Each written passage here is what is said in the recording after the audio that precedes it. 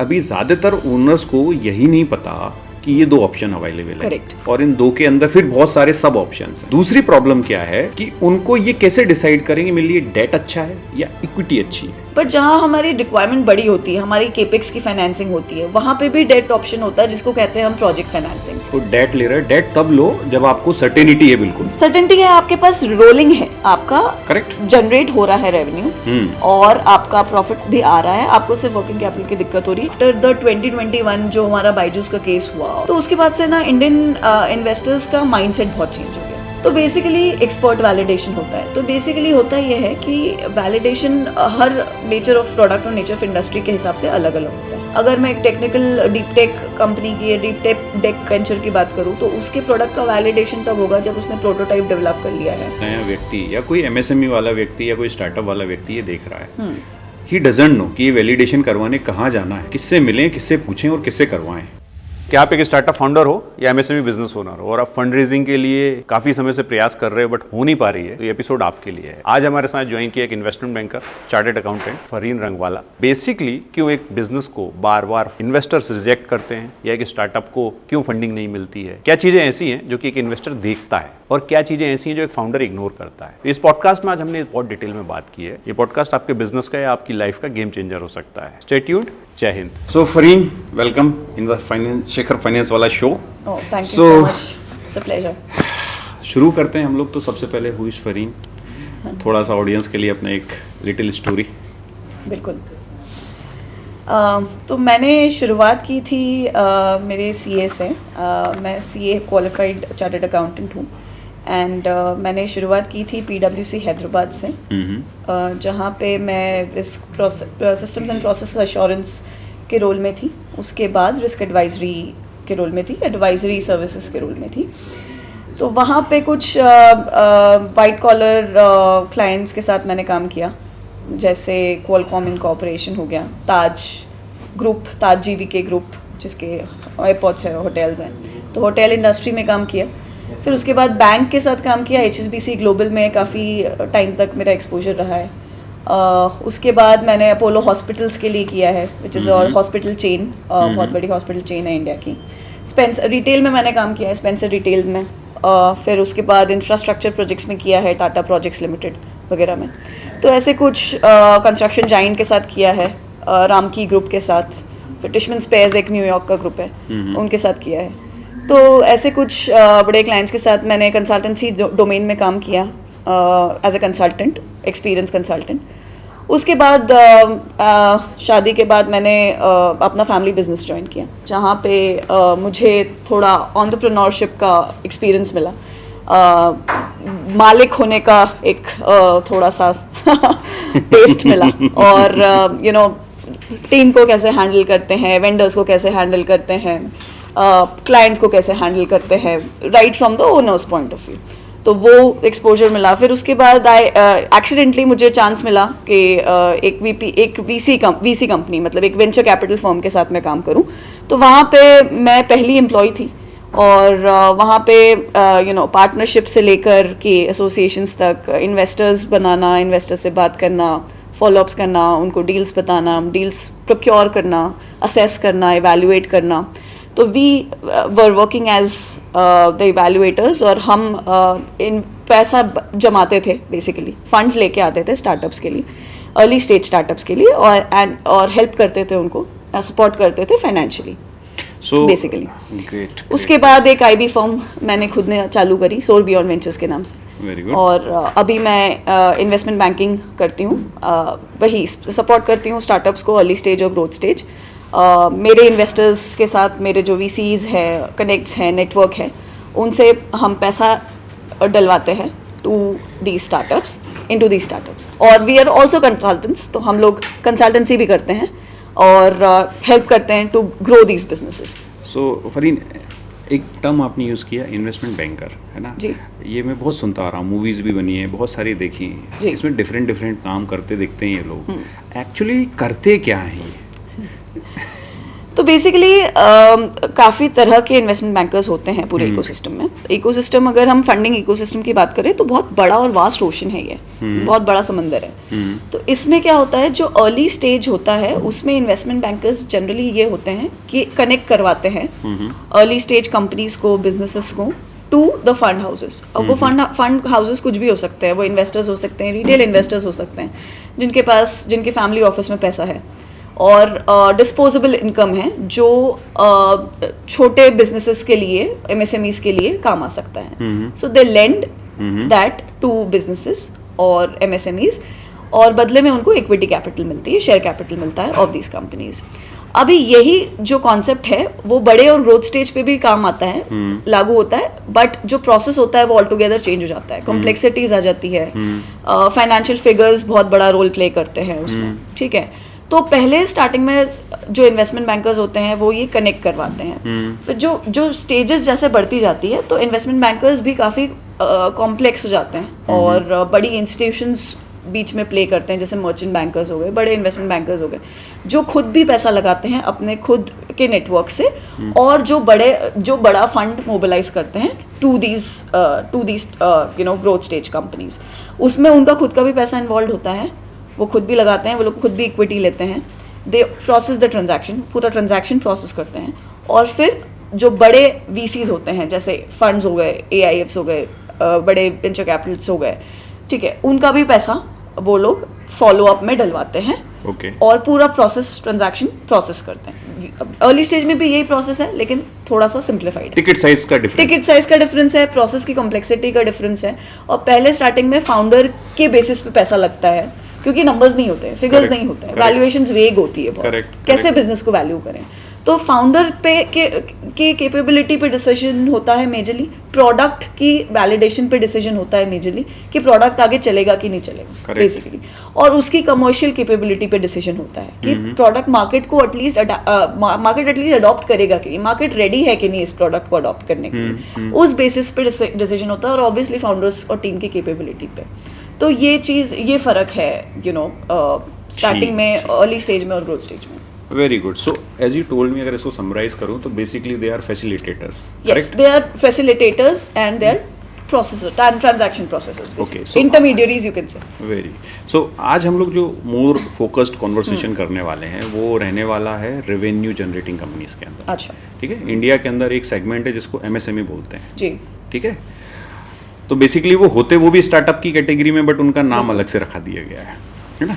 और they generate good profits, अच्छा पैसा बनाते हैं, बट उन बेचारों को क्या होता है, वीसी सिस्टम या वीसी इकोसिस्टम से बाहर. बिल्कुल. देखिए, दोनों जॉनर्स बहुत अलग अलग हैं, दोनों कैटेगरीज अलग अलग हैं. जो स्टार्टअप्स होते हैं उनका एक अलग कैटेगरी होता है, क्योंकि उसमें एक यूनिक प्रोपोजिशन इन्वॉल्व है जो पहले कभी किसी ने नहीं किया, या अभी बहुत मार्केट नेसेंट है. यू नो, ऐसा कुछ जो इनोवेशन जिसमें इन्वॉल्व हो, कुछ नया इन्वॉल्व हो, कुछ नई टेक्नोलॉजी इन्वॉल्व है, इसीलिए उसको स्टार्टअप किया गया. और उसमें बहुत ग्रोथ और स्केलेबिलिटी का पोटेंशियल है, इमेंस, मतलब एक इनफाइनाइट देखा जाए तो स्केलेबिलिटी का पोटेंशियल है उसको स्टार्टअप. लेकिन हमेशा जरूरी नहीं है कि हर बिजनेस स्टार्टअप हो. यू नो, जो छोटे बिजनेस, जो नए बिजनेस स्टार्ट हो रहे हैं, या जो एमएसएमईज आप कह रहे हैं, वो हो सकता है बहुत प्रॉफिटेबल बिजनेसेस हो, लेकिन हो सकता है कि वो एक रेगुलर चीज कर रहे हैं जिसमें डेफिनेटली एक बहुत बड़ा मार्केट है. और मार्केट बड़े होने के कारण जितने भी नंबर ऑफ प्लेयर्स उस मार्केट में आए, सबकी खपत होगी. Everybody will earn. सब गल्ला लेके उठेंगे, जिसको हम बहुत लोकल भाषा में कहते हैं. करेक्ट. तो वो भी बिजनेसेस हैं, और जरूरी नहीं है कि सबको वीसी फंडिंग की जरूरत भी हो. तो उस रेस में, उस रैट रेस में जिसको हम कहते हैं, उसमें उतरने से पहले हमको ये देखना है कि हमको एक्चुअली उस चीज की जरूरत भी है कि नहीं, कि हमारा एक लोकल इकोसिस्टम भी हमको सपोर्ट करके हमारा काम हो सकता है. जैसे हमने कहा कि वोकल फॉर लोकल है, तो हम ये भी देख सकते हैं कि जो एमएसएमईज है उनको लोकल फंड्स भी अवेलेबल हो सकते हैं, उनको उस वीसी इकोसिस्टम में घुसने की जरूरत ही नहीं है. राइट. हमारे पास बहुत सारे डेट के ऑप्शंस अवेलेबल हैं, माइक्रो फाइनेंसिंग अवेलेबल है, पीओ फाइनेंसिंग ऑप्शंस अवेलेबल होते हैं, मल्टीपल ऑप्शंस अवेलेबल है. इनफैक्ट इक्विटी ऑप्शंस भी अवेलेबल है फ्रॉम लोकल एचएनआईज, मतलब जैसे हो गए हमारे जो लोकल बिजनेसमैन हो गए, जिन्होंने अच्छा पैसा कमा लिया है, जो स्ट्रैटेजिकली हमारे बिजनेस को भी हेल्प कर सकते हैं और हमें फंड्स भी दे सकते हैं. तो उन स्ट्रैटेजिक एचएनआईज और बिजनेसमैन को भी टैप किया जा सकता है लोकली, एज यू सेड, जो लोकल हमारा इकोसिस्टम है उससे भी। correct. तो हमें ज़रूरी नहीं है कि हमें कि फंड के पास जाना है। अगर आपका बिजनेस पोटेंशियल अच्छा है, अगर आप रेवेन्यू जनरेटिंग है, एज यू सेड कि हम रेवेन्यू जनरेटिंग है, हमारा रेवेन्यू बढ़ रहा है, बस अब हमें ग्रोथ की ज़रूरत है, उसके लिए हमें एक पुश चाहिए, राइट। तो उसके लिए हम एक स्ट्रेटेजिक इक्विटी इन्वेस्टर के पास जा सकते हैं। अगर हमारे लिए वर्किंग कैपिटल हमारे लिए प्रॉब्लम बन रहा है, वर्किंग कैपिटल हमको कम पड़ रहा है, तो हम डेफिनेटली बैंक के पास जा सकते हैं फॉर डेट, लोन कैपिटल, या फिर हमारा वर्किंग कैपिटल CCODs हो गए, हमारे ओवरड्राफ्ट हो गए। तो ये सब ऑप्शंस बहुत सारे अवेलेबल हैं आज की तारीख में, और गवर्नमेंट भी बहुत सपोर्ट कर रही है। लोकल इकोसिस्टम प्लेयर्स जैसे हम जैसे लोग हैं जो फैसिलिटेटर्स हैं, वो भी काफ़ी सपोर्ट कर रहे हैं। आप खुद डेट का काम करते हैं, so you are a facilitator yourself, correct, right. तो वो एडवाइस सही अगर मिले तो काफ़ी ऑप्शंस अवेलेबल हैं। यहाँ फरीन देखो, एक कॉन्टेक्स्ट बताता हूँ मैं आपको। सिचुएशन क्या है कि अभी इंडिया में ज़्यादातर जो MSMEs हैं या स्टार्टअप्स की मैं बात करूंगा, इसमें बेसिकली 4 स्टेजेस मुझे समझ में आए कि अर्ली स्टेज होते हैं, प्री रेवेन्यू होते हैं, पोस्ट रेवेन्यू होते हैं, और फिर round A, round B, round C चलते रहते हैं। ये इक्विटी की साइड पे चलेगा। एक दूसरी साइड डेट की है ना, जहाँ पर आप प्योर डेट की तरफ बात करते हैं। तो कॉन्टेक्स्ट ये है कि अभी ज़्यादातर ओनर्स को यही नहीं पता कि ये 2 ऑप्शन अवेलेबल है, और इन 2 के अंदर फिर बहुत सारे सब ऑप्शन हैं। करेक्ट। अब एक तो ये प्रॉब्लम, दूसरी प्रॉब्लम क्या है कि उनको ये कैसे डिसाइड करेंगे मेरे लिए डेट अच्छा है या इक्विटी अच्छी है। ऑफ कोर्स, तो देखिए डेट और इक्विटी का जो डिसीजन होता है वो बहुत सारे पैरामीटर्स पे बेस्ड होता है। बहुत सारे चीज़ें, फैक्टर्स हम कंसिडर करते हैं टू डिसाइड। सबसे पहला जो बेसिक जो चीज़ होती है वो होती है वैल्यू क्रिएशन, ठीक है, या ऑपरेशंस। मतलब जब हमको पैसा सिर्फ जलाने के लिए या ऑपरेशंस में बर्न करने के लिए या वर्किंग कैपिटल के लिए रिक्वायर्ड है, तो एक प्रेफर्ड ऑप्शन डेट है, क्योंकि उसमें कंसिडर किया जाता है कि हमारा धंधा तो चल रहा है, लेकिन हमको हमारे ऑपरेशंस को मीट करने के लिए कुछ पैसा चाहिए जो हम रोटेट करेंगे और हम वापस दे पाएंगे बेसिकली। तो जब हमारे पास रेवेन्यू है और हमारे पास प्रॉफिट्स है, हम डेट का इंटरेस्ट चुका सकते हैं, तो we should always go for debt, क्योंकि वो वर्किंग कैपिटल के लिए रिक्वायर्ड है, शॉर्ट टर्म है, तो हम डेट पे जा सकते हैं। उसमें सीसी लिमिट्स अवेलेबल है, ओडी ऑप्शंस अवेलेबल है, जैसे मैंने बताया पीओ फाइनेंसिंग अवेलेबल होती है, ठीक है, इनवॉइसिंग होती है, इनवॉइस डिस्काउंटिंग होती है, परचेज ऑर्डर फाइनेंसिंग होती है कि आपके पास एक सिक्योर्ड परचेज ऑर्डर है, आप बैंक से उसको फाइनेंस करवा सकते हैं। जैसे इनवॉइस डिस्काउंटिंग एक ऑप्शन होता है जहाँ पे हमारे पास इनवॉइस है और वो हम बैंक के पास ले जाके पहले पैसे मांग ले और फिर जब इनवॉइस का पैसा आए तो बैंक को चुका दे, तो वो एक ऑप्शन होता है अवेलेबल, ठीक है। ऐसे बहुत सारे माइक्रो फाइनेंसिंग ऑप्शंस होते हैं, बट जहाँ हमारी रिक्वायरमेंट बड़ी होती है, हमारी केपेक्स की फाइनेंसिंग होती है, वहाँ पे भी डेट ऑप्शन होता है जिसको कहते हैं हम प्रोजेक्ट फाइनेंसिंग, जहाँ पे हमको जैसे एक मैन्युफैक्चरिंग प्लांट डालना है लेट्स से, तो या कोई दूसरा प्लान डालना है, तो हमारे पास एक तो सब्सिडीज का ऑप्शन अवेलेबल है। गवर्नमेंट बहुत सारे एरियाज में मैन्युफैक्चरिंग, स्पेशली मैन्युफैक्चरिंग को प्रोपोगेट करने के लिए, मेक इन इंडिया कॉन्सेप्ट को प्रोपोगेट करने के लिए, प्रमोट करने के लिए बहुत सारी सब्सिडीज का ऑप्शन देती है। उसमें कैपिटल सब्सिडीज भी होती है, रेवेन्यू सब्सिडीज भी होती है। तो सबसे पहले हमें ये देखना चाहिए कि हमारे फील्ड में, हमारे बिजनेस में कौन सी सब्सिडीज अवेलेबल है और उसके क्या क्राइटेरिया। अगर हम क्राइटेरिया में फिट हो रहे हैं तो सबसे पहले वी शुड अवेल दो सब्सिडीज, ठीक है। उसके बाद हमारे कुछ प्रोजेक्ट फाइनेंसिंग ऑप्शंस भी अवेलेबल होते हैं। अगर हमारा बिजनेस का हम ये देख रहे हैं कि हमें अभी डेट नहीं उठाना है या हम डेट प्रोसेस करने की कोई पोजीशन में नहीं है, रेवेन्यू नहीं आ रहा है क्योंकि अभी बहुत अर्ली स्टेज है, लेकिन हमारे पास कुछ इनोवेशन है, कुछ ग्रोथ की का स्कोप है, कुछ स्केलेबिलिटी का स्कोप है, जहाँ पे हम हमारे इन्वेस्टर्स को कुछ वैल्यू जनरेट करके दे सकते हैं, कुछ वैल्यू क्रिएट करके दे सकते हैं, राइट।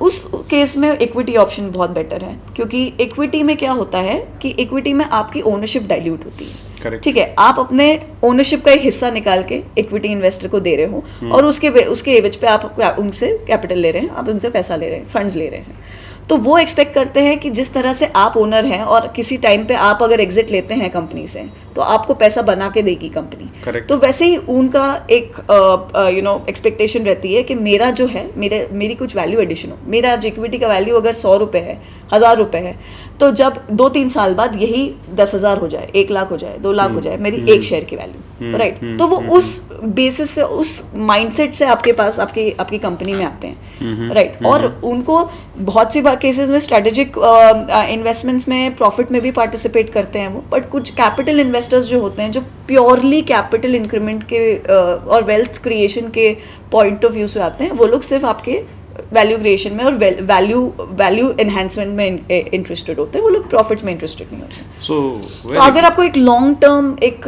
वो चाहिए जिसमें आपको ये चाहिए कि हमको कुछ स्ट्रैटेजिक इंटरेस्ट भी मिले, कुछ सिनर्जीज मिले, जैसे वो हमारे बिजनेस डेवलपमेंट में हेल्प कर ले, वो हमारे टेक्नोलॉजी एनहांसमेंट में हेल्प कर ले, या हमारे लिए एक बड़ा मार्केट का एक्सपोजर दे हमको, यू नो इंटरनेशनल मार्केट हो सकता है, ऑपरेशंस, एक्सपेंशन ऑफ ऑपरेशंस हो सकता है, तो ऐसी कुछ सिनर्जीज लेके आए तो we can also go for strategic equity investment. So आपकी बात अगर मैं समराइज करूं कि आपको इक्विटी या डेट में सबसे पहले अपना होमवर्क करना पड़ेगा, करेक्ट?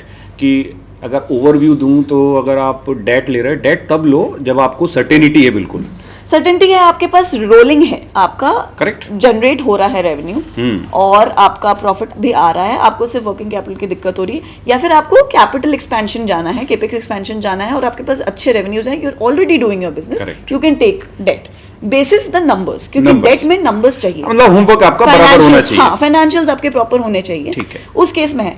लेकिन आपका इक्विटी आप तो तब साथ देगा जब आपके पास नंबर्स नहीं है बट आपका आइडिया बहुत स्ट्रांग है, आपका इनोवेशन बहुत तगड़ा है और आपके फ्यूचर प्रोजेक्शंस अच्छे हैं। अब यहाँ इनोवेशन से रिलेटेड हम स्केल कर सकते हैं। एक सिचुएशन में आपको बताता हूँ कि what is happening right now. अभी हो क्या रहा है कि बहुत सारे लोगों को फीचर्स ऐड करके दे थिंक कि they have innovated something, because अभी जब से मैंने ये फंडिंग टैंक का काम शुरू किया है, lot of people coming to contact me, sir I have this, I have that, और अभी आइडिया स्टेज है, प्रोटोटाइप में ही है। व्हेन आई आस्क कि भैया इससे एक्चुअल रियल वर्ल्ड में क्या डिफरेंस आएगा वो बताओ, तो they have theories and most of these things are features. Specially AI का बहुत अभी वो चल रहा है, बहुत जोर तो जो भी एआई लगा देते हैं पीछे एंड से कि हाँ एआई एनेबल्ड है हमारा प्रोडक्ट, और हमारे हाँ, तो ऐसा काफी हो रहा है अभी, काफी चल रहा है। सो मैं आपसे यहाँ जो बात पूछना चाह रहा हूँ वो ये है, being a investor, being a investment banker, being a VC guy, आप लोग फीचर्स को कैसे डिफरेंशिएट करते हो रियल इनोवेशन से? Again the base line is value creation. उन फीचर्स से आप what are you putting on plate? So can you give me an example of that ताकि ऑडियंस को बहुत क्लियर समझ में आए कि क्या फीचर है और क्या वैल्यू क्रिएशन है? I understand. ठीक है, तो देखिए अब होता ये है कि जैसे हम अगर कंपेयर करें किसी से सपोज एक मार्केट ले लेते हैं, बहुत कि मार्केट में ऑलरेडी एक प्रोडक्ट है, ठीक है, अब उसमें जैसे हम से सपोज हम पेटीएम अगर लें, पेटीएम का एग्जांपल लें, तो Paytm was one of its kind, first mover था वो, और फिर वो फीचर्स लेके आते गया एंड थिंग्स हैपेंड, ठीक है। अब उसी केस में हम अगर भारत पे लें या हम गूगल पे लें, दूसरी जो हमारे पास वॉलेट्स है अवेलेबल आज की तारीख में, ठीक है, तो उसमें क्या हुआ कि उन्होंने फीचर्स ऐड करते गए। दो मार्केट नेसेंट था, तो मार्केट नेसेंट जब होता है तो मल्टीपल प्लेयर्स एंटर कर सकते हैं और सभी को फंडिंग मिल जाती है। जैसे सपोज अमेजोन और फ्लिपकार्ट का अगर हम केस लें, तो फर्स्ट वाज अमेजोन, उसके पीछे पीछे फ्लिपकार्ट आया, फ्लिपकार्ट ने भी अच्छा बनाया, ठीक है, फ्लिपकार्ट को भी funding milli.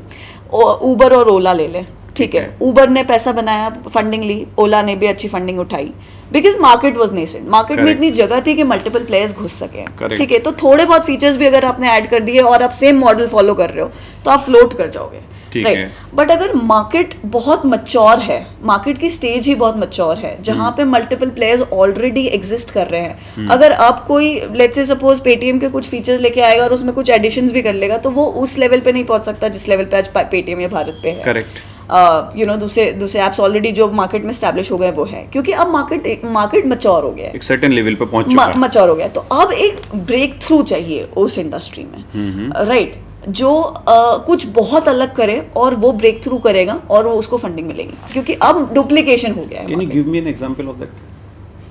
Let's say suppose अगर मैं आपको स्पेस टेक की बात करूं, because I am currently handling one space tech client, तो अभी जैसे हम अगर बात करें तो एक कंपनी थी जो SLVs पे काम कर रही थी, यू नो लॉन्च व्हीकल्स पे, राइट। अभी वो लॉन्च व्हीकल्स में दूसरी कंपनीज भी आई है।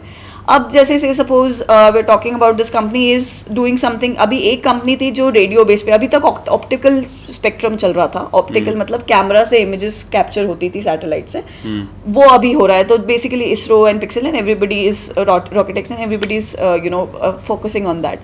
But now there was one company जिसको हमने प्रीवियसली फंड किया that brought radio based technology, right. तो रेडियो की फ्रीक्वेंसी से बेसिकली साउंड वेव्स कैप्चर करके हम बेसिकली Image create इमेज कर- डेटा कैप्चर करेंगे. अच्छा. तो okay. Not from images but from sound waves, Okay. Right. That is radio frequency, radio spectrum. Okay. So that got funded. So वो एक अलग breakthrough technology थी, right. Similarly now one of my client is working, जो अभी मेरा current client है, that is working on something called thermal infrared technology. So thermal infrared technologies will be another breakthrough altogether, which will circumpass your optical and radio, technology altogether. Obviously, her technology के कुछ pros और cons होते हैं, but her technology, जो नई technology आ रही है, वो पिछली टेक्नोलॉजी से अगर एडवांस होती है तो ही उसको फंडिंग मिलती है. So it should have the potential of giving something better than the Okay. previous technology, right. तो यही है कि फीचर्स में हमें ये देखना होता है कि भाई वो फीचर कितनी यूटिलिटी लेके आ रहा है. जो नया फीचर डाल भी रहे हो, हम फीचर्स तो बहुत सारे मल्टीपल डाल सकते हैं, लेकिन उससे क्या यूटिलिटी बन रही है एंड कंज्यूमर को, क्या वैल्यू क्रिएशन कर रहा है वो प्रोडक्ट में, that is very important. So अभी नॉट जैसे every feature is value of funding, is worth of funding. So मैं अगर ऑडियंस के पॉइंट ऑफ व्यू से उसको समराइज कर देता हूँ कि इन लोगों के लिए थोड़ा टेक्निकल हो जाएगा ये, तो फरीन यू आर सेइंग कि आप सेम इंडस्ट्री में काम कर सकते हो, बट आप डिफरेंट टेक्नोलॉजी पे काम कर रहे हो, तो Correct. आपको फंडिंग आसानी से मिल जाएगी, इंस्टेड ऑफ कि आपने सेम टेक्नोलॉजी में 4 चीज़ें ऐड करके आप फंडिंग लेने जाओ. हाँ, करेक्ट. वही कि यूटिलिटी क्या लेके आ रहे हो आप, करेक्ट ना? हाँ. First difference. हाँ. उसका एप्लीकेशन क्या है, एप्लीकेशन क्या है. सेकंड, उसका आउटकम क्या आने वाला है. हाँ, करेक्ट. करेक्ट. एंड थर्ड, और वो आउटकम जो है वो कस्टमर अडॉप्ट करे, मार्केट अडॉप्ट करे, उसके लिए रेडी मार्केट होना चाहिए. करेक्ट.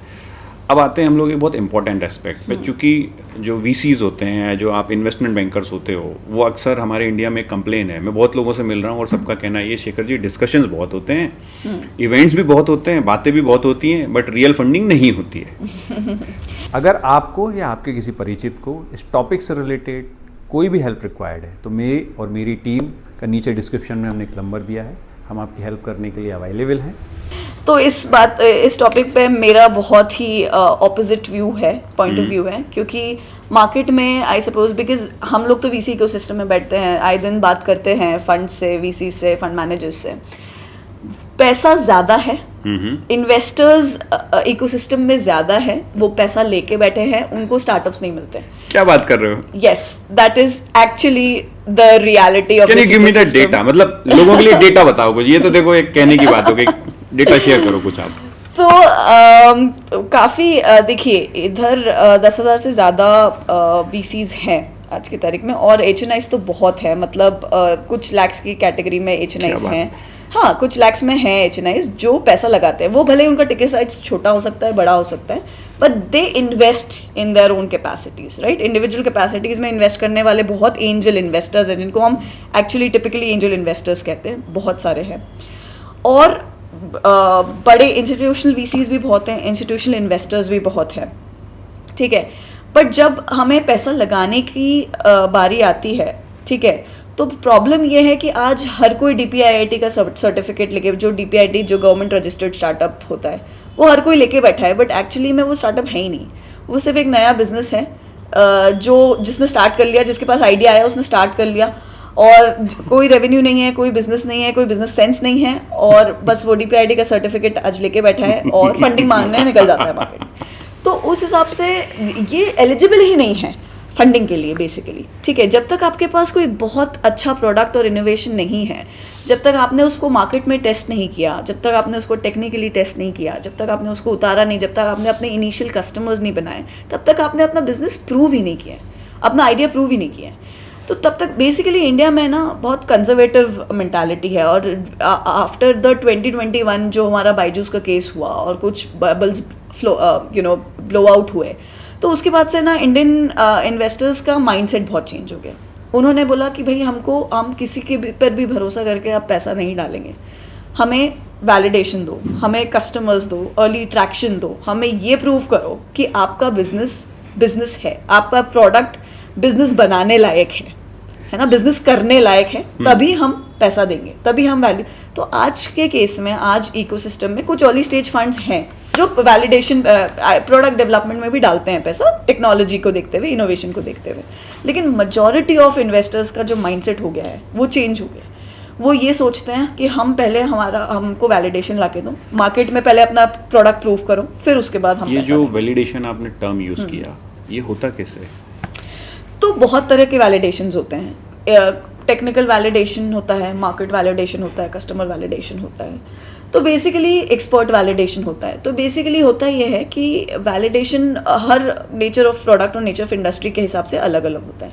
अगर मैं एक टेक्निकल डीप टेक कंपनी की, डीप टेक वेंचर की बात करूँ, तो उसके प्रोडक्ट का वैलिडेशन तब होगा जब उसने प्रोटोटाइप डेवलप कर लिया है और प्रोटोटाइप की टेस्टिंग हो रही है, ठीक है, टेस्टिंग हुई and then that prototype goes for pilots, ठीक है, MVP बना, उसका पायलट हुआ, तो वो उसकी टेस्टिंग होती है, वो उसका वैलिडेशन होता है। तो टेक्निकल वैलिडेशन उधर बहुत इंपॉर्टेंट होता है, ठीक है। वैसे ही अगर मैं एक SaaS की बात करूँ, एक से सपोज एक B2C SaaS कंपनी है, एक एप्लीकेशन बनाया आपने जो अपने कंज्यूमर के लिए बनाया बेसिकली, ठीक है, तो उसके लिए मेरे पास एक अर्ली ट्रैक्शन होना बहुत ज़रूरी है, क्योंकि प्रोडक्ट बनाना बहुत आसान है, उस केस में एक एप्लीकेशन बनाना बहुत आसान है, लेकिन उस एप्लीकेशन को कितने लोग अडॉप्ट कर रहे हैं, कितने डाउनलोड्स आ रहे हैं, कितने पेड कस्टमर्स तो खैर दूर होता है क्योंकि पहले कम्युनिटी बनाई जाती है उस केस में, तो कितनी बड़ी आपकी कम्युनिटी है, कितना रिटेंशन है, कितनी एक्टिविटीज आपके प्लेटफॉर्म पे हो रही है बिटवीन द यूजर्स, राइट, कितना इंटरेक्शन हो रहा है, कितना कम्युनिकेशन हो रहा है, ठीक है। तो उस हिसाब से वैलिडेशन डिसाइड होता है उसका कि यार हाँ ठीक है, इसका कस्टमर वैलिडेशन आया है, राइट। तो वो अर्ली ट्रैक्शन बहुत इंपॉर्टेंट है उस केस में। वैसे ही अगर हेल्थ टेक की बात करें, एक हेल्थ केयर का प्रोडक्ट बनाया आपने, ठीक है, लेट्स से सपोज एक ड्रग बनाया या फिर आपने कोई वेरेबल बनाया जो मेडिकल ग्रेड है, जैसे भी, तो उस केस में क्या होता है, हमारा एक हेल्थ केयर का अलग अप्रूवल्स चलते हैं, राइट। तो उस केस में क्या होता है, CDSU एक गवर्नमेंट बॉडी है, उसका अप्रूवल हमारे लिए अप्रूवल बहुत इंपॉर्टेंट होता है for the validation of that particular thing. उसमें भी ग्रेड्स होते हैं, मेडिकल ग्रेड होता है, ग्रेड A, ग्रेड B। तो उस केस में हमको ये देखना होता है कि उसमें एथिकल कमेटी का अप्रूवल होता है, फिर उसमें सैम्पलिंग होती है, सैम्पल्स का अप्रूवल होता है, उस पर टेस्टिंग होती है, फिर उसका वैलिडेशन मिलता है, तो CDSU का अप्रूवल मिलता है। बेसिकली पूरा लंबा प्रोसेस होता है, that has to be done in conjecture of with a health care institute, right, जो आपको सपोर्ट करती है फॉर गेटिंग दोज अप्रूवल्स। तो ऐसे हर इंडस्ट्री का अपना अलग एक वैलिडेशन मैकेनिज्म होता है जो हम देखते हैं बिफोर फंडिंग। बेसिकली कितने तरह के वैलिडेशन, बहुत अलग अलग तरह के वैलिडेशन। क्वेश्चन ये है कि अगर कोई नया व्यक्ति या कोई MSME वाला व्यक्ति या कोई स्टार्टअप वाला व्यक्ति ये देख रहा है, ही डजंट नो कि ये वैलिडेशन करवाने कहाँ जाना है, किससे मिलें, किससे पूछें और किससे करवाएं।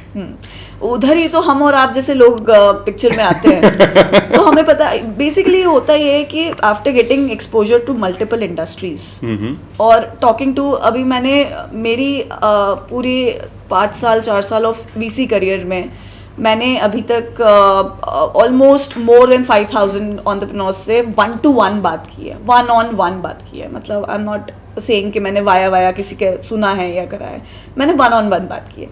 तो जब आप बात करते हो तब आपको बहुत सारा पता चलता है, हर इंडस्ट्री के बारे में पता चलता है, and you get to know कि what is this person going through in his journey, कैसे इसकी जर्नी चालू हुई, कहाँ इसको प्रॉब्लम्स आ रही है, कहाँ चैलेंजेस आ रहे हैं, कहाँ ये जा रहा है for getting all this advises कि कहाँ से मुझे अप्रूवल करवाना है, कहाँ से मुझे अर्ली कस्टमर्स मिलेंगे, कहाँ से मैं लीगल हेल्प लूँ, कहाँ से मैं फाइनेंशियल हेल्प लूँ। तो we get that mind set, we understand कि ये कहाँ कहाँ भटक रहा है बेसिकली अपने हर उसके लिए, अर्ली ऑर्डर्स लाने के लिए, वेंडर्स लाने के लिए, मटेरियल लाने के लिए कहाँ जा रहा है।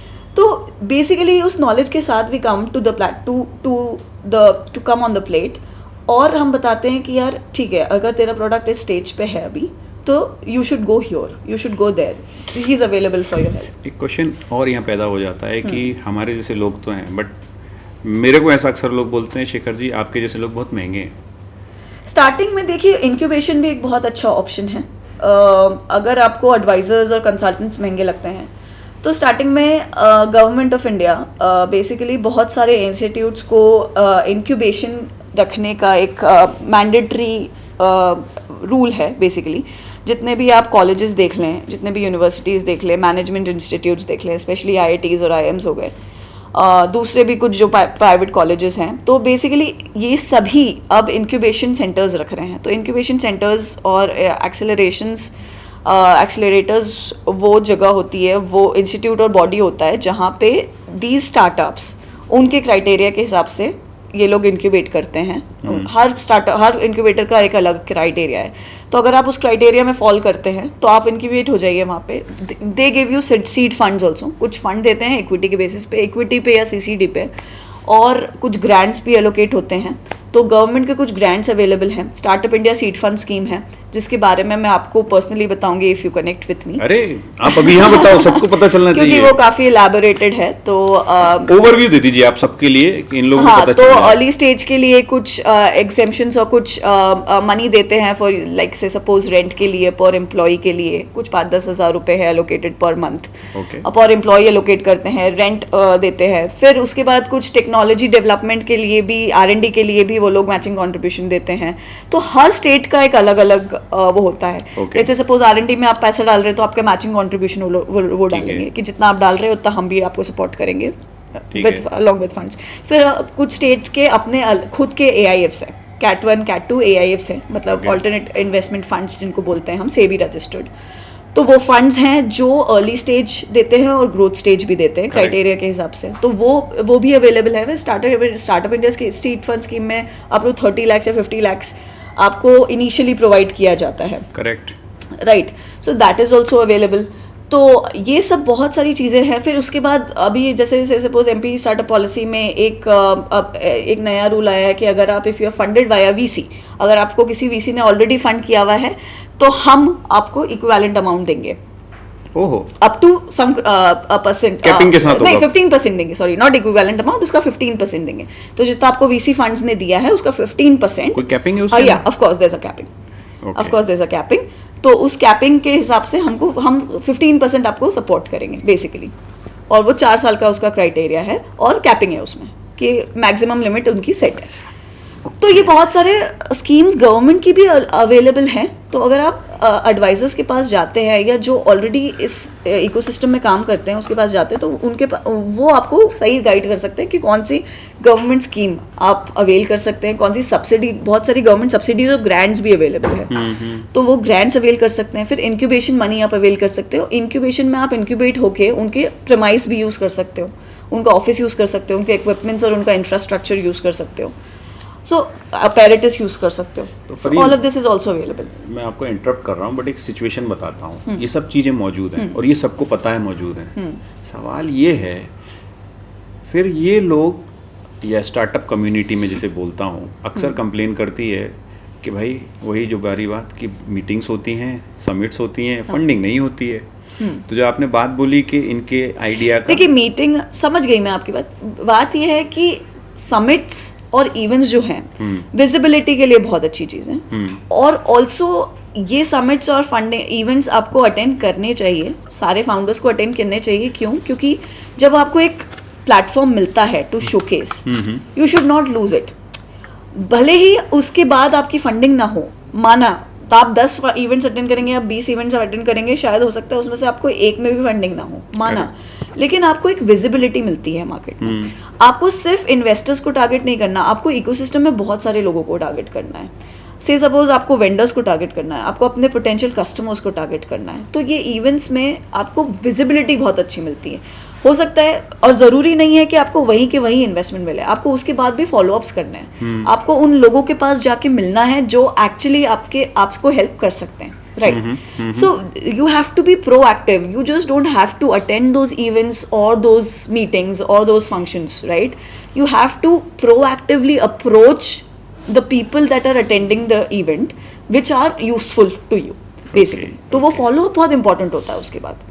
Very good. जो करते नहीं है लोग, जो नहीं करते सिर्फ हम इवेंट में जाके पोज करके फोटो खिंचा के आ जाते हैं, बट वो उसका एक्चुअल मकसद नहीं होता। एक्चुअली क्या है, लोगों को नेटवर्किंग करना नहीं आती। सच बताऊं तो मैं आपको networking is also an art, very very important art. Yes, and entrepreneur has to learn it most importantly, most crucially. क्योंकि एंटरप्रेन्योर के लिए टेक्निकल स्किल्स होना जरूरी नहीं है, वो तो उसके लिए एम्प्लॉयज हायर कर सकता है। Correct. He should be a good aggregator rather than a technical person, right? So, ये एग्रीगेटर आपने वर्ड यूज किया, थोड़ा सा इसको ब्रेक डाउन कर दो ऑडियंस के हिसाब से कि what is this actually. Aggregator is a person जो मेन मटेरियल रिसोर्सेज कलेक्ट करे, अमास करे, इकट्ठा करे और उसको सही डिप्लॉय करे, okay, to run a business in very simple terms. ठीक है, मतलब मैं इकट्ठा करूं, मेन मतलब जो लोग मेरे लिए काम करें, टीम, मैं इकट्ठा करूँ रिसोर्सेज और मटेरियल्स, और उसको इकट्ठा करके मैं उसको सही डायरेक्शन में, सही दिशा में उसको डिप्लॉय करूँ, सो दैट वो मेरे लिए काम करें और मैं अपना बिजनेस आगे स्मूथली रन कर सकूँ। तो ये जो एग्रीगेशन का काम होता है, इसमें सबसे ज़्यादा मास्टरी होनी चाहिए एंटरप्रेन्योर को, rather than micro managing things and looking at various aspects of business. वो तो हमें करना ही है, मैक्रो मैनेज करना है, वो तो मैनेज करना ही है एंटरप्रेन्योर को। लेकिन बहुत सारे टास्क ऐसे होते हैं जो एंटरप्रेन्योर स्मार्टली डेलीगेट कर सकता है to the right resources, to the right team. Okay, so we have discussed कि अभी तक एक इन्वेस्टर्स का बेसिकली चेकिंग क्राइटेरिया क्या होता है। हमने स्टार्टअप्स या एमएसएमई इकोसिस्टम के लिए बात कर ली कि उनको किस तरह अपनी चेकलिस्ट करनी चाहिए अपनी चीज़ों को लेके। अब हम बात करते हैं माइंडसेट की। एक इन्वेस्टर का माइंडसेट क्या होता है फाउंडर के प्रति, यानी वो एक फाउंडर के माइंडसेट में क्या ढूंढ रहा होता है before putting his money. So basically हर इन्वेस्टर, जैसे मैंने आपको बताया, हर इन्वेस्टर का माइंडसेट अलग होता है। करेक्ट, ठीक है। और इन्वेस्टर्स बहुत तरह के होते हैं। कुछ इन्वेस्टर्स, जैसे मैंने बताया, स्ट्रैटेजिक गोल के साथ आते हैं कि भाई मैं एक धंधा चला रहा हूँ, ठीक है, अब मुझे कुछ स्ट्रैटेजिक टेक ओवर की ज़रूरत है, या फिर मुझे किसी फील्ड में आगे बढ़ना है, या फिर मुझे कुछ दूसरा इनोवेशन में ढूंढ रहा हूँ, ठीक है। उस बेसिस पे मैं एक छोटी कंपनी में इन्वेस्ट कर देता हूँ या उसको पार्शियली एक्वायर कर लेता हूँ, मैं उसमें पैसा डाल देता हूँ ताकि उसकी भी टेक्नोलॉजी में यूज़ कर सकूँ, इन हाउस उसका भी प्रोडक्ट यूज़ कर सकूँ, और उसका बिजनेस डेवलप करके उसको मार्केट देके उसका मार्केट एक्सपोजर दे दूँ, उसका प्रोडक्ट आगे स्केल करवा दूँ। तो कुछ स्ट्रैटेजिक इन्वेस्टर्स होते हैं, कुछ आपके आते हैं जो पर्टिकुलरली सिर्फ वेल्थ क्रिएशन पे जिनका फोकस होता है कि हमारे पास एक्सेस फंड्स हैं, we have funds that we have generated through multiple businesses of ours, multiple engagement of ours, and now we need to put this money to some better use, to some better investment, so that it fetches me more money. Correct. Right?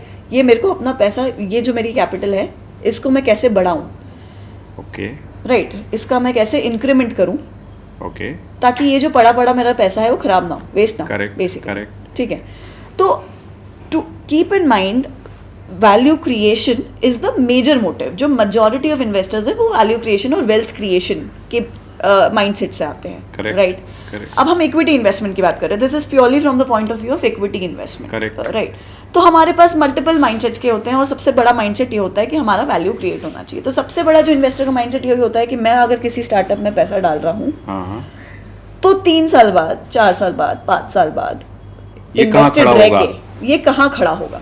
अगर आज मैंने 1 लाख रुपए invest किए हैं किसी startup में, तो 4 साल बाद ये 1 लाख नहीं रहना चाहिए, ये मेरे को मार्केट से ज़्यादा रिटर्न देना चाहिए, ये 1 लाख रुपए अगर मैंने किसी स्टार्टअप में लगाए। तो वो उसी मेंटालिटी से आता है कि अगर मैं स्टॉक्स में या लैंड में या दूसरे असेट्स में, अगर मेरे ऑल्टरनेट असेट्स में अगर इन्वेस्ट करता तो मुझे कितना मिलता, और अगर मैंने इस बिजनेस में इन्वेस्ट किया है तो उससे ज़्यादा मिलना चाहिए मुझे, जो अब मैं मार्केट में लगा रहा था उससे ज़्यादा मुझे रिटर्न मिलना चाहिए, तो ही मैं एक बिजनेस में इन्वेस्ट करूँगी। क्योंकि आपके यहाँ रिस्क भी ज़्यादा है, उन असेट्स में इतनी रिस्क नहीं है मेरी। एग्जैक्टली। तो जो रिस्क फ्री असेट्स हैं और जो मार्केट रिटर्न है, क्योंकि मार्केट में भी रिस्क से ही पैसा लगता है, रिस्क लेकर ही पैसा लगता है, तो वो रिस्क प्रीमियम को कंसिडर करके हमारा जो कॉस्ट ऑफ इक्विटी है बेसिकली, उससे ज़्यादा हमको बेसिकली उस समय रिटर्न मिलना चाहिए। तो अब अपन बात करते हैं एक बहुत इंपॉर्टेंट चीज़ की। आज ये फाउंडर या कोई एमएसएमई बिजनेस ओनर इसको देख रहा है, आज से एग्जैक्टली 6 से 12 महीने में उसको पता है मुझे पैसा लगने वाला है, और उसको ये भी पता है मुझे कितना पैसा लगने वाला है। करेक्ट। अगले 6 महीने का क्या रोड मैप उसका होना चाहिए, स्टेप बाय स्टेप? तो सर देखिए, ये सबसे बड़ी प्रॉब्लम होती है स्टार्टअप्स की, फाउंडर्स की, जहाँ पे उन्हें ये समझ नहीं आता है कि मुझे कितना पैसा लगेगा। अभी ये ट्रेंड चल गया है कि चलो एक साथ 3 करोड़ मांग लेते हैं, 4 करोड़ मांग लेते हैं, 5 करोड़ मांग लेते हैं। अभी तो मिलियंस में बात हो रही है, क्योंकि वो जो यूएस का इकोसिस्टम का जो हमारा चल रहा है, तो माइंडसेट वही है, $1 मिलियन उठा लेते हैं, फिर देखते हैं उसका कैसे एलोकेशन होगा। ये माइंडसेट है, ये मैं बता रही हूँ। ये आजकल ऐसे सोचते हैं एंटरप्रेन्योर्स कि ठीक है पहले मांग लेते हैं फिर देखेंगे इसका क्या करना है। तो वो क्लैरिटी नहीं है। हम कितनी बार फाउंडर्स को ये समझाते हैं जब they come to us for advice, they come to us for funding, तो हम ये उनको समझाते हैं भाई तुमको इतनी ज़रूरत ही नहीं है जितना तुम पैसा मांग रहे हो, क्यों तुम्हें इस स्टेज पे इतनी ज़्यादा इक्विटी डाइल्यूट करनी। That is also a question. मेरा क्या है, मेरे को तो सक्सेस फी बड़े अमाउंट पे मिलेगी, मेरा तो फायदा है, लेकिन तुम्हारा फायदा किसमें है तुम ये देखो। करेक्ट। अगर तुम्हें आज 2 करोड़ की ज़रूरत है या आज तुम्हें 50 लाख की ज़रूरत है, तो तुम्हें क्यों 8 करोड़ मांगना है, क्यों $1 मिलियन मांगने हैं? That is the question. क्योंकि अभी तो तुम्हारी वैल्यूएशन बहुत कम है, अभी तो तुमने स्टार्ट किया है, राइट। रेवेन्यूज कुछ, तो मतलब राइट अमाउंट आपको पता होना चाहिए। Right amount is very important to assess कि मेरे को एक्चुअली 6 महीने के लिए, 8 महीने के लिए, अगर आप अर्ली स्टेज हो ना तो सिर्फ आपको 6-8 महीने का प्रिपेयर करना, ज्यादा से ज्यादा 9 मंथ्स का आपको प्रिपेयर करना चाहिए। क्योंकि क्या होता है कि हम स्टार्टिंग में इतना डाइल्यूट, और स्टार्टिंग स्टेजेस में क्या होता है वैल्यू ज्यादा डेवलप वो क्रिएट होती है, नहीं क्रिएट भी ज्यादा होती है। क्योंकि हम जैसे ही सीड स्टेज से हम लोग, जैसे हम प्रोडक्ट डेवलपमेंट स्टेज से वैलिडेशन पे जाते हैं या मार्केट वैलिडेशन स्टेज पे चले जाते हैं, MVP के बाद मार्केट वैलिडेशन पे चले जाते हैं, तो इस दौरान इस ड्यूरेशन में हमारी वैल्यू क्रिएशन ज्यादा होती है। तो अगर हम स्टार्टिंग में ही ज्यादा डाइल्यूट कर देते हैं ना, तो हमारा प्रॉब्लम ये होता है कि वो अपॉर्चुनिटी हम वैल्यू क्रिएशन की मिस कर देते हैं। सो बेसिकली अगर आज मेरी वैल्यूएशन 10 करोड़ है और मैं 1 करोड़ मांगू तो मेरा सिर्फ 10% डाइल्यूट होगा, ठीक है। और जैसे ही मैं एक दूसरी स्टेज पे पहुंच जाती हूँ तो मेरा वैल्यू क्रिएशन बहुत ज्यादा होगा। तो अगर मैं आज इसी स्टेज पे 10 करोड़ के वैल्यूएशन पे अगर आज मैं 4 करोड़ मांग लेती तो मेरा 40% डाइल्यूशन हो जाता, राइट। अगर मैं 1 करोड़ मांगती तो मेरा सिर्फ 10% होता, और फिर एक बड़ी भी वैल्यूएशन पे मैं वो 3 करोड़ मांग लेती बाद में, तो हो सकता है 10% ही जाता, जाता। हो सकता है मेरा बहुत कम डाइल्यूट हो उस समय, राइट। तो 40% डाइल्यूशन से मैं बढ़ जाऊंगी, राइट। तो हम सबसे पहले फाउंडर्स को ये समझाते हैं कि आपका जो यूटिलाइजेशन है आपको बहुत क्लियरली पता होना चाहिए। You have to be very good at numbers on ground कि आपको कितना पैसा लग रहा है। सिर्फ एक एलोकेशन नहीं करना है, आपको कैलकुलेशन करना है उसका, और फिर आपको अपनी रिक्वायरमेंट निकालनी है। करेक्ट। तो आपका जो अप्रोच होना चाहिए वो फ्रंट टू बैक होना चाहिए rather than from back to front. तो ये हो गया स्टेप नंबर 1, राइट अमाउंट आपको पता होना चाहिए। स्टेप नंबर 2 ये होना चाहिए कि जो अलोकेशन है वो बहुत इंपॉर्टेंट है। तो जैसे अलोकेशन हम करते हैं तो हम ये बोलते हैं फाउंडर्स को, आपकी वर्किंग कैपिटल में बहुत पैसा आपको नहीं दिखाना। अगर आपको VC फंडिंग करनी है, अगर आप MSME हो और आपको नहीं, आप अभी VC फंडिंग के कॉन्टेक्स्ट से बात करो, डेट के बारे में तो सब लोग बहुत अच्छे से जानते हैं। हाँ, तो VC फंडिंग के पॉइंट ऑफ व्यू से हमेशा VCs ये देखते हैं कि आपका कितना वर्किंग कैपिटल में अलोकेट हो रहा है, कितना आपका प्रोडक्ट डेवलपमेंट में या R&D में कितना अलोकेट हो रहा है। तो दे प्रेफर कि आप ग्रोथ एंड डेवलपमेंट में ज्यादा लगाएं, आप इनोवेशन में ज्यादा लगाएं पैसा, ठीक है।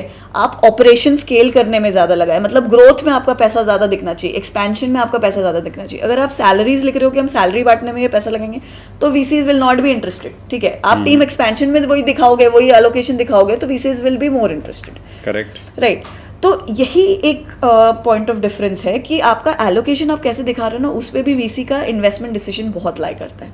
अगर आप वर्किंग कैपिटल बहुत बड़ा चंक दिखा रहे हो 40-50% का, तो VCs will not be interested. वो बोल देंगे लोन ले लो, कोई दूसरे ऑल्टरनेट फंड्स ले लो, पर अनसिक्योर्ड डेट ले लो, बट हम आपके पैसे, क्योंकि उनको वैल्यू क्रिएशन नहीं दिख रहा ना, वैल्यू वर्किंग कैपिटल में तो आपका पैसा चल रहा है, रोटेट हो रहा है आपका पैसा, वो बिजनेस में लग रहा है। Where is the value creation, where is the growth, where is the expansion, ठीक है। तो वो बेसिकली एक्सपेंशन में ज्यादा इंटरेस्टेड होते हैं, वो लोग टीम एक्सपेंशन में ज्यादा इंटरेस्टेड होंगे। वहां जहाँ आपका एरिया ऑफ ऑपरेशन बढ़ रहा है, आपका स्केल ऑफ ऑपरेशन बढ़ रहा है, वहां अगर आप पैसा का एलोकेशन दिखाओगे तो दे आर मोर इंटरेस्टेड, ठीक है। केपेक्स में अगर आपने पैसा डाल दिया तो दे आर नॉट इंटरेस्टेड, क्योंकि everybody wants to put in asset light businesses, correct, right. क्योंकि VC फंडिंग तो असेट लाइट बिजनेसेस को ज्यादा उनका प्रेफरेंस वही है, क्योंकि उनका कैपिटल ब्लॉक हो जाता है, correct, in fixed assets, asset heavy business they avoid.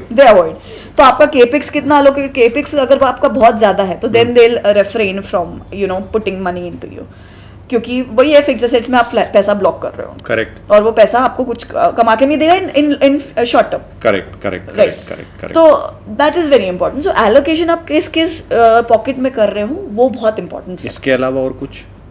इसके अलावा मैं ये भी बोलूँगी कि जब भी आप फंडिंग पे जा रहे हो तो इंस्ट्रूमेंट आप देख लो कि कौन सा इंस्ट्रूमेंट आपको सही लग रहा है। स्टार्टिंग में अगर वैल्यूएशन बहुत वेग है और हमको एक अच्छा पैसा लग रहा है तो यू गो फॉर CCD या CCPS या फिर सेफ नोट्स। CCD? CCDs है compulsory convertible debentures, Okay. OCDs भी होते हैं लेकिन ज्यादा प्रेवलेंट CCDs होते हैं। OCD होता है ऑप्शनली कन्वर्टेबल डिबेंचर्स। एक लेमैन के लिए समझा दो जो अभी डिबेंचर मतलब डेट फॉर्म ही होता है, ठीक है। उसका एक डिबेंचर सर्टिफिकेट होता है, जैसे शेयर सर्टिफिकेट होता है वैसे डिबेंचर एग्रीमेंट भी बनता है और डिबेंचर सर्टिफिकेट एलोकेट होता है। तो वो बेसिकली लोन होता है टू द कंपनी, बट वो कंपल्सरीली कन्वर्टेबल होता है at a future date, at a future rate, at a future valuation. Okay. मतलब हम ये बोल रहे हैं कि हम अभी आपको लोन दे रहे हैं, एक इन्वेस्टर आपको लोन दे रहा है, बट फ्यूचर में वो लोन कन्वर्ट हो जाएगा इक्विटी शेयर कैपिटल में और वही इक्विटी बैठेगा। लेकिन अभी क्योंकि हमारी वैल्यूएशन ऑथेंटिकेटेड नहीं, हमारी वैल्यूएशन डिसाइडेड नहीं है, इसीलिए हम आज आपकी इक्विटी नहीं ले रहे हैं। हम फ्यूचर में लेंगे जब आपकी वैल्यूएशन क्लियर हो जाएगी, जब ऑथेंटिकेट हो जाएगी, जब आपका एक वैल्यूएशन एक्सपर्ट आपकी वैल्यूएशन आके वैल्यू करेगा आपकी कंपनी को, तब हम हमारी कैपिटल हमारा जो डिबेंचर है वो कन्वर्ट कर लेंगे इक्विटी पे एट अ डिस्काउंट, बिकॉज हम लोग पहले एंटर हुए हैं कंपनी में तो हमको कुछ डिस्काउंट मिलेगा उस वैल्यूएशन पे। Correct, right. तो जो नए इन्वेस्टर जिस वैल्यूएशन पे आ रहे हैं उससे डिस्काउंट पे आएंगे हम और हम इक्विटी लेके बैठेंगे आपकी कंपनी में। तो ये एक बहुत अच्छा तरीका है, विन विन सिचुएशन क्रिएट होती है both for investor and founder, क्योंकि फाउंडर को भी नहीं पता अभी मेरी एक्चुअल वैल्यूएशन क्या है कंपनी में। राइट, बहुत अर्ली स्टेज पे नहीं पता चलती क्योंकि रेवेन्यूज नहीं है, मार्जिन्स नहीं है, नंबर्स नहीं है, तो आप कैसे लगाओगे अब वैल्यूएशन। यहाँ एक बहुत इंपॉर्टेंट कॉन्टेक्स्ट जो मैं व्यूअर्स के पॉइंट ऑफ व्यू से बता देता हूँ, बिकॉज क्या है कि अभी जो ये एपिसोड देख रहे हैं ना ज़्यादातर लोग, जितनी हमने अभी बातें की हैं इसमें से 50% चीज़ें भी उनको नहीं पता। बस उनको इतना पता है हमको फंडिंग लेनी है, दैट्स इट, और हमको इक्विटी के फॉर्म में ही लेनी है ना। तो अगर आपके पास एक प्रोफेशनल नहीं होगा ना, तो आई कैन बेट यू कोई इन्वेस्टर मिल भी गया ना तो वो आपके साथ कहाँ खेल जाएगा आपको पता भी नहीं ये है। तो मैं रियल लाइफ एग्जांपल दे सकती हूँ। I was serving one of my clients, मैं उसकी एडवाइजर थी। For 1 year I was the advisor to that client, very early initial stage.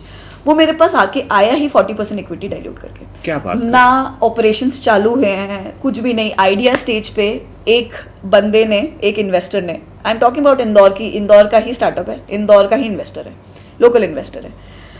उस बंदे ने उसको 1 CR प्रॉमिस किया, sorry not 1 CR also, 50 lakhs promise किया for a 40% dilution of his company. Can you imagine 40% dilution?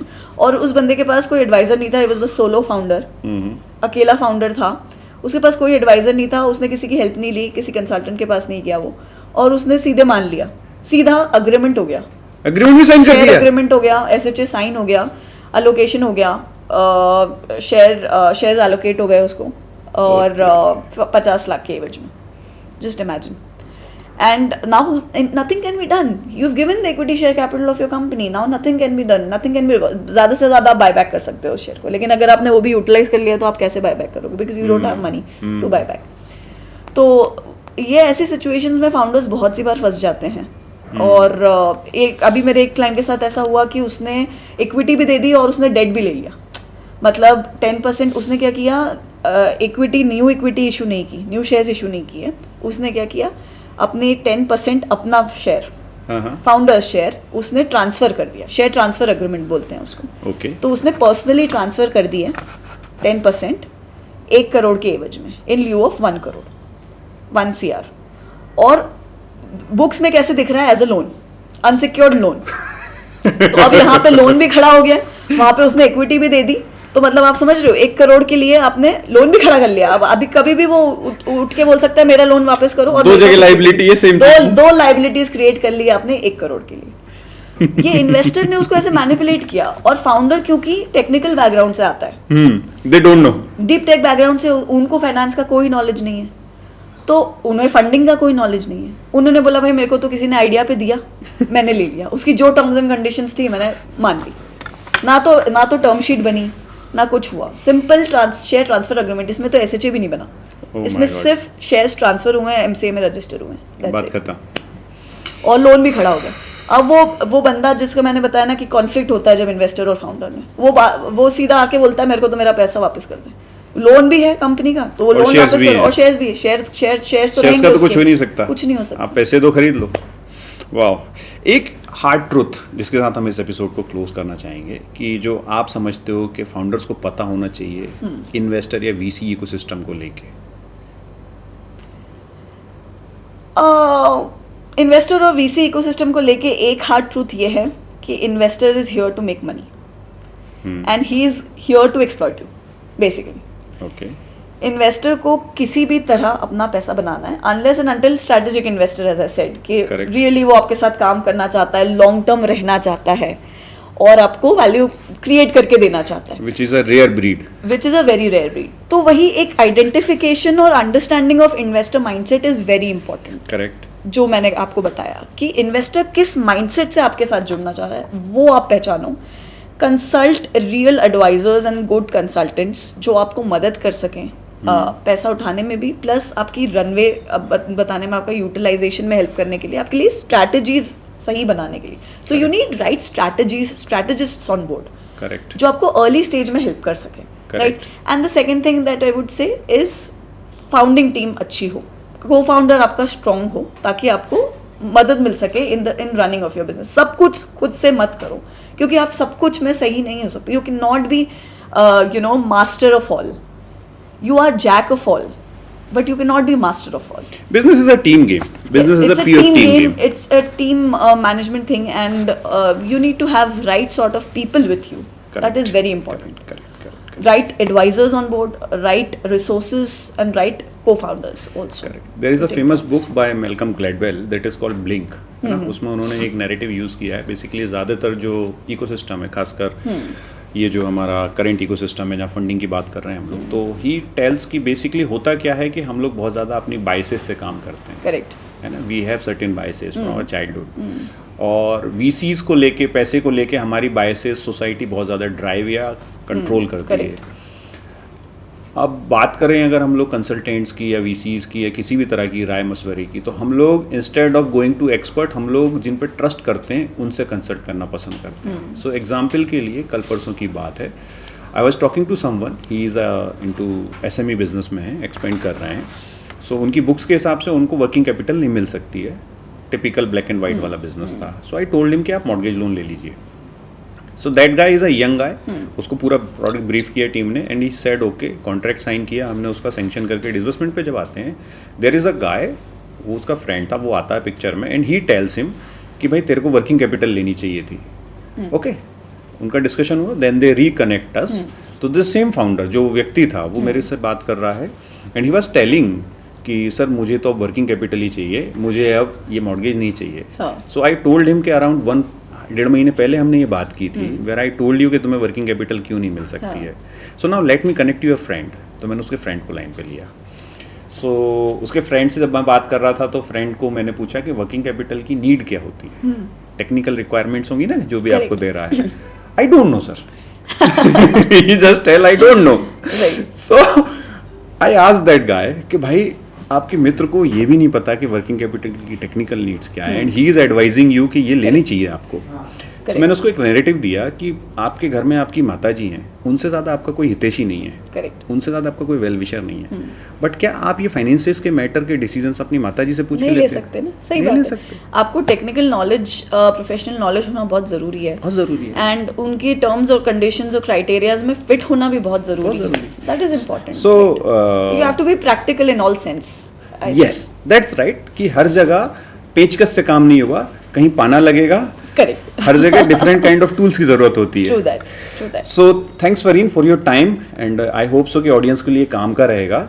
और अभी हम लोग जैसे एक फंडिंग टैंक नाम से एक शो शुरू करने वाले हैं, उसी की सीरीज़ का एक पार्ट है वोकल फॉर लोकल। थीम बहुत सिंपल है फरीन, कि हिंदुस्तान में पैसे की प्रॉब्लम नहीं है, जो आपने वैलिडेट भी कर दी है विद डेटा। अब अगर कोई बोल रहा है मेरे से, तो ये एपिसोड वापस जाना, शुरू में देखना कि कितने नंबर्स अवेलेबल हैं, और वो नंबर्स अब बढ़ रहे हैं, है ना। तो मुझे तो लग रहा है कि इन्वेस्टर्स अभी अवेयरनेस बढ़ रही है, तो अवेयरनेस के साथ साथ काफ़ी लोग एंजल इन्वेस्टमेंट्स में आ रहे हैं जिनका डिस्पोजेबल इनकम है, और वो लोग ऑल्टरनेट असेट्स ढूंढ रहे हैं। Correct. तो वो लोग एक इस एंजल इन्वेस्टमेंट्स को और इक्विटी इन्वेस्टमेंट्स को, अर्ली स्टेज इन्वेस्टमेंट्स को एज एन ऑल्टरनेट असेट समझ रहे हैं, समझने लगे हैं, और उसमें पैसा भी डाल रहे हैं। तो ये जो फंडिंग टैंक है, हमने इसी थीम पे बनाया है, लोकल बिजनेसेस, लोकल कैपिटल, ताकि आपको पैसे के लिए कहीं जाना ना पड़े, और जो पैसे लेके बैठे हैं आपको भी पैसे लेके कहीं ना जाना पड़े, सब आपके पास ही अवेलेबल है, यहीं कराएं, जैसे कि हिस्टोरिकली चलता आ रहा था।